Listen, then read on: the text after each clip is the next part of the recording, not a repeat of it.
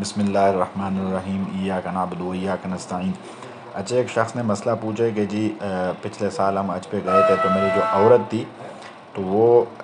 یہ جو مینسس جو ماہواری آتی ہے عورتوں کو، اس کو روکنے کے لیے گولیاں کھاتی تھی تاکہ حج کے جتنے بھی احکام ارکان ہیں وہ سارے میں بخوبی ادا کر سکوں۔ تو پھر اس کے درمیان کبھی کبھار ایک آدھ دن خون آتا تھا، پھر نہیں تو۔ اور دوسرے نے یہ مسئلہ پوچھا کہ ابھی اعتکاف انشاءاللہ میں نے نیت کرنی ہے، ایک عورت نے پوچھا ہے، تو میں نے بھی یہ گولی وغیرہ کھانی ہے تو اس کے لیے تو اگر ایک آدھ پہلے تو یہ ہے کہ اگر یہ کھایا جائے اور اس سے روزہ وغیرہ رکھے بندہ یا کوئی حج کے ارکان، تو اس میں کوئی فرق نہیں پڑتا، ادا ہو جاتے ہیں، بالکل صحیح ہے۔ ایسے طبی کوئی سائیڈ ایفیکٹ ہو وہ ڈاکٹروں کو پتہ ہوگا، ویسے دینی سے پوائنٹ آف ویو سے صحیح ہے، جو ارکان جو حج روزہ کیا سب کچھ صحیح ہے۔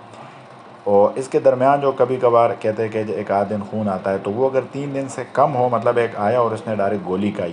پھر رک گیا، تو 3 دن سے اگر کم تھا تو وہ استحاضہ میں شمار ہوتا ہے، اسی حالت میں روزہ بھی رکھنا ہے، نماز بھی پڑھنا ہے، بس صرف وہ وضو وغیرہ ٹوٹ جاتے ہیں وہ کر کے اس کے بعد۔